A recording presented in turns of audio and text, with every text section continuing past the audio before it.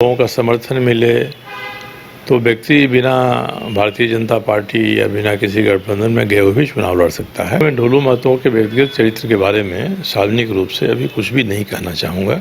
शिबू सोरेन का घर एक नहीं रहा, घर टूट रहा है। बीजेपी से मैंने कभी टिकट मांगा नहीं था। 10 से मन समन भेजा आपने, मगर कभी वारंट तो नहीं भेजा। ईडी भी अगर जून तक संयम रख लेती तो मैंने भी पहल नहीं किया है और उन्होंने भी मुझसे कोई बात नहीं किया है। हमारे इस बयान से कोई बहुत बड़ी उथल पुथल भी नहीं होने वाली है। चुनाव के समय में तो केवल एक ही गिरफ्तारी हुई है चुनाव घोषणा के बाद, दिल्ली के मुख्यमंत्री अरविंद केजरीवाल के बारे में। मैंने एक सवाल उछाल दिया है, ये सवाल भारतीय जनता पार्टी समझे क्या है इसमें। लोकसभा चुनाव के घोषणा के साथ ही सभी पार्टियां तैयारियों में जुट गई हैं। वहीं बात करूं भाजपा की, तो भाजपा ने झारखंड में 13 लोकसभा सीटों पर प्रत्याशियों की घोषणा कर दी है। वहीं बात करूं इंडी गठबंधन की, तो इंडी गठबंधन में अभी भी सीट शेयरिंग और प्रत्याशियों को लेकर मंथन जो है जारी है। इसी बीच ये भी चर्चा हो रही थी कि हो सकता है जो जमशेदपुर पूर्वी से विधायक है सरयू राय, वो भी चुनाव लड़ते हुए नजर आएंगे। लेकिन ये बात अब निकलकर सामने आ रही है कि उन्होंने अपने आप को दूर कर लिया है। हमारे साथ सरयू राय खुद हैं, उनसे बात कर लेते हैं। सर, एक बात सामने आ रही थी कि आप लोकसभा चुनाव में बतौर बीजेपी की तरफ से फिर से बीजेपी में शामिल होते या फिर इंडिविजुअल चुनाव लड़ सकते थे। अब ये बातें निकलकर सामने आ रही है कि आपने दूर कर लिया है राजनीति से पूरी तरह से। ये राजनीति से दूर नहीं किया है। बीजेपी से मैंने कभी टिकट मांगा नहीं था, मगर मीडिया में पिछले 1 महीने से चल रही है कि बीजेपी मुझे धनबाद से उम्मीदवार खड़ा करेगी। तो जो मीडिया के लोग हैं उनके आकलन का भी अपना कोई न कोई आधार रहता है, कोई विश्वसनीय स्रोत रहता है। जब बहुत आगे बातें बढ़ गई और मुझे लगा कि इसके बारे में बोलना चाहिए, तो मैंने प्रेस कॉन्फ्रेंस बुलाकर कहा था कि धनबाद सीट से चुनाव लड़ने के बारे में भारतीय जनता पार्टी के किसी भी नेता से मेरी कोई बात नहीं हुई है। मैंने भी पहल नहीं किया है और उन्होंने भी मुझसे कोई बात नहीं किया है। इसलिए इसमें इस तर्क में कोई दम नहीं है कि हम भारतीय जनता पार्टी से चुनाव धनबाद से लड़ेंगे। मगर चुनाव तो लड़ने की इच्छा हो, लोगों का समर्थन मिले तो व्यक्ति बिना भारतीय जनता पार्टी या बिना किसी गठबंधन में गए हुए भी चुनाव लड़ सकता है। जो विधानसभा में हुआ जी, तो आज तो इंडी गठबंधन ने तो अभी पत्ता ही नहीं खोला है, भाजपा ने अपने पत्ते खोल दिए हैं। तो आज तो जो विमर्श होगा, आलोचना प्रत्यालोचना होगी, वो भाजपा ही के उम्मीदवारों की होगी कि भी फलां जगह से ऐसा खड़ा कर दिया, ये रहता तो बेहतर रहता।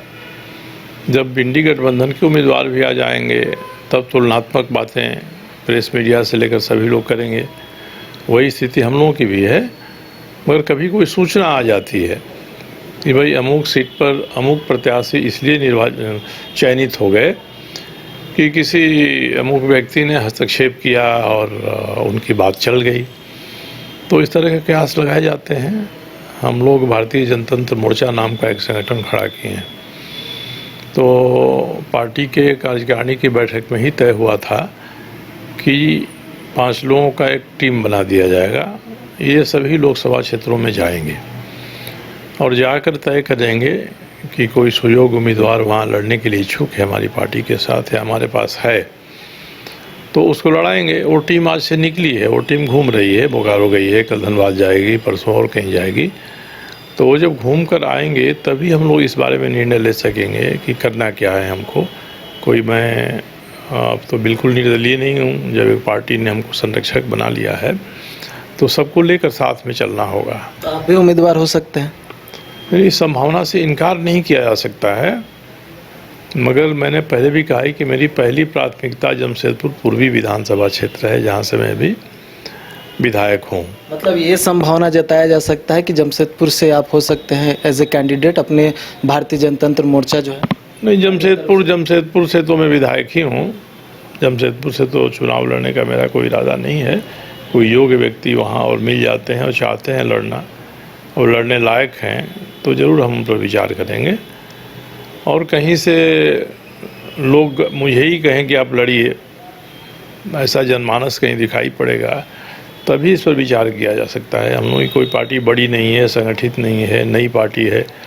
हम लोग चाहते हैं कि लोकसभा चुनाव में 1-2 जगह पर हम लोग चुनाव लड़कर अपनी उपस्थिति दर्ज कराएं। बाकी तैयारी विधानसभा के लिए करें। इसके माध्यम से आने वाले विधानसभा में हम लोग 30-35 उम्मीदवार खड़ा करें और वह खड़ा करने की प्रक्रिया अभी से आरंभ हो जाए। चुनाव हो रहा है, लोगों का चयन होगा, इसलिए वो टीम घूम रही है और घूमकर भ्रमण करके 1-2 दिन में आ जाएगी। तो जैसे ये हो रिपोर्ट सकता है कि आने वाले समय में हमें दिख सकता है कि भारतीय जनतंत्र मोर्चा से कोई प्रत्याशी सामने हो लोकसभा को लेकर, जमशेदपुर से नहीं होगा, कोई और दूसरे लोकसभा सीट से। हाँ, हो सकता है, हो सकता है और नहीं भी हो सकता है। जो टीम बनी है वो इसको तौलेगी कि भाई हमारी औकात है कि नहीं लोकसभा चुनाव लड़ने की, क्योंकि लोकसभा चुनाव बड़ा होता है, उसमें बहुत पैसे लगते हैं। तो हर व्यक्ति मन में इच्छा रखते हुए भी इतने संसाधन इकट्ठा नहीं कर पाएगा, तो फिर उसका लड़ना बेमानी होता है। कई लोग लड़ने के लिए लड़ जाते हैं, इसका भी कोई मतलब नहीं होता है। हम लोग नहीं चाहते हैं कि इस तरह का वातावरण हम फैलाएं कि भाई 14 उम्मीदवार कहीं से किसी को पकड़ के और हमने खड़ा करा दिया। जो हम लोग चाहते हैं राजनीति में सार्थक हस्तक्षेप हो, इस नाते हम लोगों की टीम घूम रही है, जायजा ले रही है। एक ट्वीट है आपका 9 घंटे पहले जो कहीं ना कहीं एकदम धुल्लू महतो की ओर जो है संदेश दे रहा है, क्या कहना, क्या चाह रहे थे? ये ट्वीट में मैंने जमशेदपुर और धनबाद की तुलना किया है कि जैसी स्थिति 2019 में जमशेदपुर की थी, वैसी ही स्थिति वहाँ भाजपा के उम्मीदवार देने के कारण से धनबाद में भी बन रही है और बहुत सारे लोग आशंकित हैं, फ़ोन कर रहे हैं। तो इसलिए ही मैंने ट्वीट किया है कि भाई ये निर्णय कराने में कौन कौन लोग शामिल हो सकते हैं या होंगे। तो जस्ट मैंने अपने विचार इसके बारे में व्यक्त किया है। इसका कोई बहुत राजनीतिक महत्व नहीं है, एक व्यक्तिगत विश्लेषण है। लोग इस पर कयास लगा रहे हैं, क्योंकि मैं देख रहा हूँ कि कितना 40,000 के ऊपर लोग देख चुके हैं हमारे इस ट्वीट को।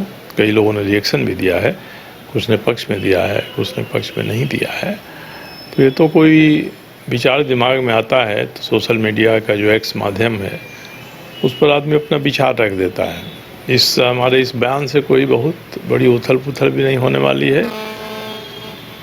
अगर हो सकता है कि भारतीय जनता पार्टी सोचे कि कुछ उम्मीदवारों को, जैसे उन्होंने कहा है, दिलीप घोष जी हैं, उनके अध्यक्ष रहे हैं बंगाल के, उन्होंने ममता बनर्जी के बारे में कुछ ऐसा कह दिया है, उनको लोगों ने नोटिस दिया है। पवन सिंह थे जिन्होंने बंगाल के बारे में, बंगाल की महिलाओं के बारे में कुछ कह दिया है, उनको लोगों ने नोटिस दिया है। तो अगर चाल चरित्र चेहरा में कोई और ऐसा आता है और निगाह उनकी जाती है तो संभव है कि इस पर वो कार्रवाई करें। नहीं कार्रवाई करेंगे तो होगा कि भाई आप तो सभी को बराबर नज़र से नहीं देख रहे हैं। तो मैंने एक सवाल उछाल दिया है, ये सवाल भारतीय जनता पार्टी समझे क्या है इसमें। तो कैसा प्रत्याशी मानते हैं धुल्लू महतो को? नहीं, मैं ढुल्लू महतो तो हमारे साथ विधानसभा में बैठते हैं, तो जो हमारा विधायक साथी है उसका चरित्र चाहे जैसा भी हो, उस पर खुली टिप्पणी अनावश्यक नहीं करनी चाहिए। जब अत्यंत आवश्यक हो जाए तभी करना चाहिए। इसलिए मैं ढुल्लू महतो के व्यक्तिगत चरित्र के बारे में सार्वजनिक रूप से अभी कुछ भी नहीं कहना चाहूँगा। मगर जो धनबाद ज़िले के लोग हैं सब जानते हैं कैसे हैं, किस तरह के हैं, तो वो अपना अंदाज़ा लगा रहे हैं। तो मैंने उन्हीं के अंदाज़ा के बारे में लिखा है। अपनी तरफ से मैंने ढुल्लू बाबू के बारे में कोई टिप्पणी व्यक्तिगत नहीं किया है और व्यक्तिगत में टिप्पणी करना भी नहीं चाहता हूँ। अच्छा, इंडी गठबंधन की बात करूँ तो 14 लोकसभा सीट है, अभी तक सीट शेयरिंग को लेकर डिसाइड नहीं हुआ। ये कहा जा रहा है कि कांग्रेस जो है 7 सीट पे लड़ती हुई नजर आएगी, जेएमएम 5 सीट पे और आरजेडी 2 सीट पे। आप लोग को लेकर मतलब अगर आपको लेकर बात करूँ तो आपको तो काफ़ी अनुभव रहा है, क्या कुछ हो सकता है, क्या कुछ मतलब जो आने वाले समय में देखने को मिल सकता है, क्योंकि अभी तक घोषणा नहीं हुई है। बिहार में तो कर दिया इंडी गठबंधन ने कल घोषणा, और चुनाव चूँकि लंबा है, अभी समय बाकी है, बहुत पहले चुनाव की घोषणा हो गई है। तो इसलिए पार्टियां कौन उम्मीदवार कहाँ किस पार्टी का उसको देखकर आपस में किसी एक का चयन करेंगी। इसलिए हम लोग को उसके बारे में अभी प्रतीक्षा करनी चाहिए के बारे में। सर ये एक तो सवाल ये हो गया, दूसरा जो अगर बात करूँ जो ईडी कार्रवाई चल रही है, बहुत सारे आपने इंटरव्यू भी दिया था ईडी को कार्रवाई को लेकर, जो दिल्ली में हुआ या उससे पहले झारखंड में हुआ, क्या ईडी की कार्रवाई को सही मानते हैं? क्योंकि विपक्ष जो है लगातार ये कह रहा है कि अभी जो चुनाव है तब इस तरह की जो है कार्रवाई की जा रही है, कोई जो सब्सटेंशियल एविडेंस है वो प्रोवाइड नहीं किया जा रहा है कोर्ट के सामने, ना कोई सार्वजनिक किया जा रहा है, बस बेबुनियाद तरीके से जो है अरेस्ट कर लिया जा रहा है। चुनाव के समय में तो केवल एक ही गिरफ्तारी हुई है चुनाव घोषणा के बाद, दिल्ली के मुख्यमंत्री अरविंद केजरीवाल के बारे में। मेरी व्यक्तिगत समझ है कि भले ही ईडी के पास अरविंद केजरीवाल के बारे में पर्याप्त प्रमाण हों भ्रष्टाचार के, अनियमितता के, मगर चुनाव के समय परहेज करना चाहिए। इलेक्शन का समय हो गया है तो कई आचार संहिता लगती है, तो बहुत सारी चीज़ों पर लोग परहेज करते हैं, संयम रखते हैं। ईडी भी अगर जून तक संयम रख लेती तो कुछ बिगड़ता नहीं है। जून के बाद आप रिजल्ट आने के बाद 4 जून के बाद आप कोई कार्रवाई करते तो ये बेहतर होगा। ये होने से लोगों के दिमाग में बात आ रही है कि ये कार्रवाई आवश्यक नहीं है, अनावश्यक है।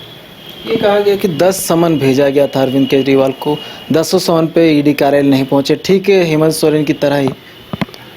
ठीक है, 10 समन भेजा आपने, मगर कभी वारंट तो नहीं भेजा। तो ऐसा था तो पहले समन पर ही गिरफ्तार कर लेना चाहिए था, दूसरे, तीसरे, चौथे में गिरफ्तार कर लेना चाहिए था। जब चुनाव आ गया तो लोग यही कहेंगे कि इनको प्रचार से रोकने के लिए कार्रवाई हो रही है। तो ये बात अरविंद केजरीवाल के पक्ष में जाती है कि विपक्ष में जाती है, ये तो चुनाव के नतीजे बताएंगे। मगर किसी भी जांच एजेंसी को, सरकार को, जब चुनाव घोषित हो गया है तब कोई बहुत अधिक आवश्यक हो तो उसके अलावे राजनीतिक कार्रवाई नहीं करनी चाहिए। इसलिए ईडी के इस निर्णय को बहुत लोग सराह नहीं रहे हैं, बहुत लोग इसको पसंद नहीं कर रहे हैं और एक तरह से आलोचना हो रही है। झारखंड की कार्रवाई की बात करो तो हेमंत सोरेन के परिप्रेक्ष्य में, हेमंत सोरेन पर को तो पहले गिरफ्तार किया ईडी ने, समन भेजा है, सबूत रखा है, आजकल उनके खिलाफ चार्जशीट दाखिल करेगी।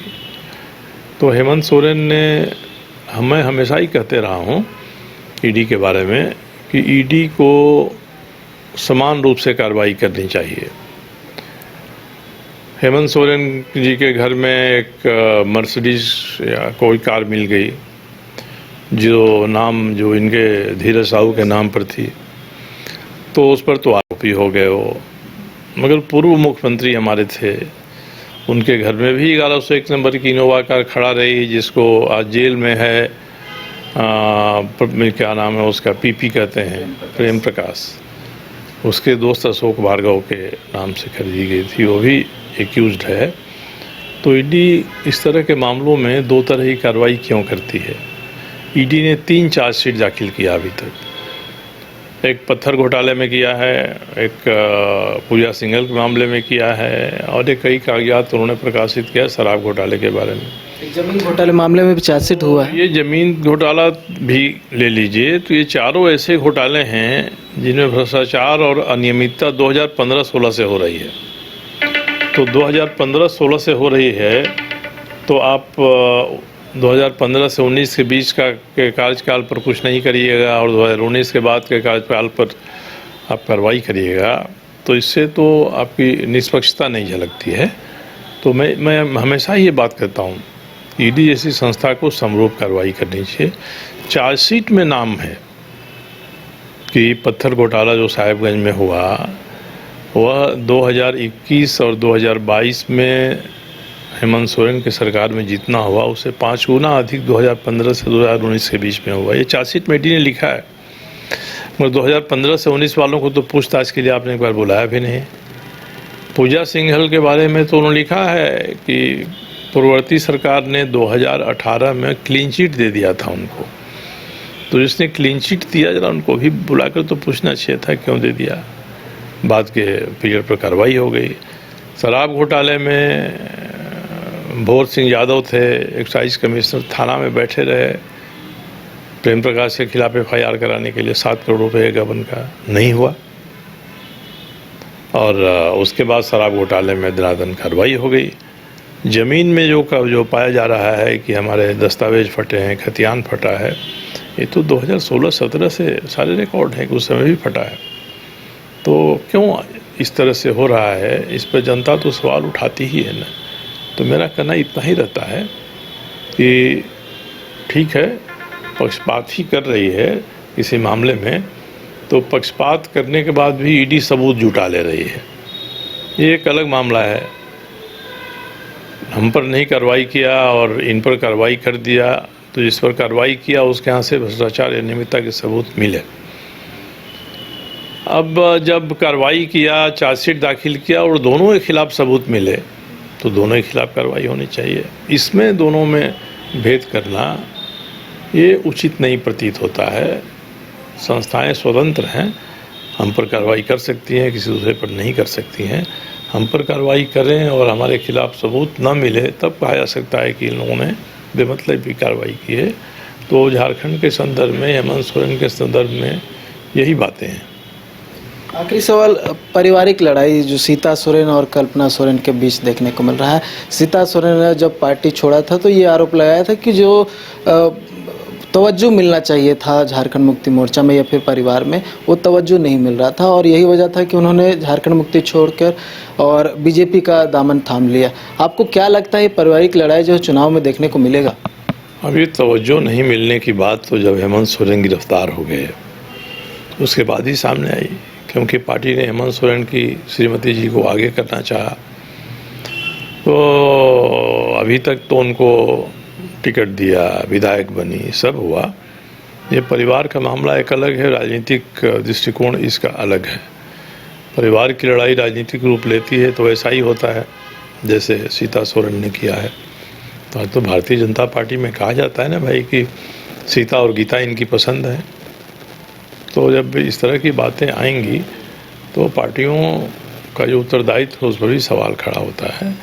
इसलिए पारिवारिक झंझट होना, जब तक शिबू सोरेन साहब जिंदा हैं, गुरुजी साक्षात हैं, तब तक जिस पर वो मुहर लगाएंगे वही पार्टी माना जाएगा, कहा जाएगा। ऐसे तो परिवार के नाम पर अलगाव होते रहता है। बहुत सारे परिवार हैं जो टूटे हैं, सबको स्वीकृति नहीं मिली है, किसी एक कोई स्वीकृति जनता देती है तो जनता देखती है। लोग तो कमेंट यही कर रहे हैं कि भाई सीता जी को घर की सब्जी और चावल दाल का स्वाद अच्छा नहीं लगा तो भाजपा के 5 स्टार में चली गई हो।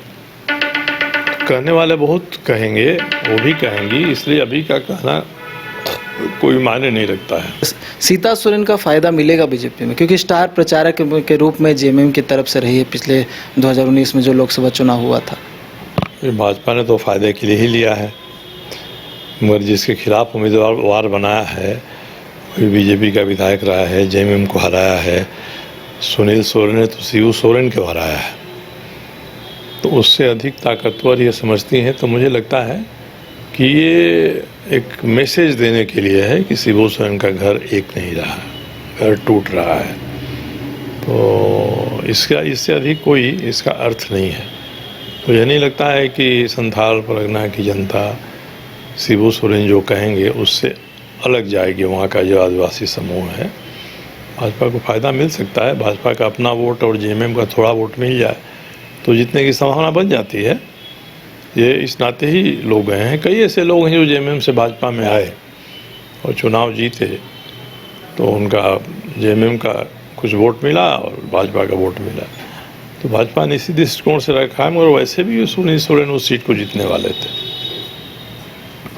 तो भाजपा में जाने का जो फ़ायदा है वो भारतीय जनता पार्टी को मिल सकता है, ऐसा इनका कहना है। साथ ही अगर लोकसभा चुनाव लड़ने की बात करूं तो इन्होंने 5 सदस्यीय एक डेलीगेट भेजा है जो कि विभिन्न लोकसभा क्षेत्र में जाएंगे और वहां सर्वे करेंगे, और सर्वे के बाद जो है ये निर्णय लिया जाएगा कि आने वाले जो लोकसभा चुनाव है उसमें भारतीय जनतंत्र मोर्चा की ओर से कोई प्रत्याशी होगा या फिर नहीं होगा, या फिर खुद सरयू राय बतौर प्रत्याशी चुनाव में उतरेंगे। न्यूज़ बाइस्कोप के लिए कैमरा पर्सन नूतन के साथ नीरज कुमार, रांची।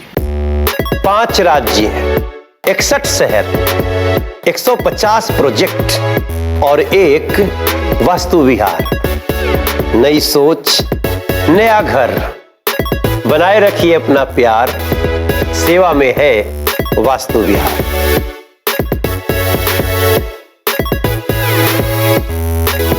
धनबाद और गिरिडीह का सबसे बड़ा डायग्नोस्टिक सेंटर आविष्कार डायग्नोस्टिक। यहाँ MRI 3 Tesla, fibroscan liver, CT scan 512 slice cardiac जैसी सारी जांच की सुविधा, पैथोलॉजी और एम्बुलेंस की भी सुविधा। बरगंडा गिरिडीह, बैंक मोड़ और सराय ठेला धनबाद।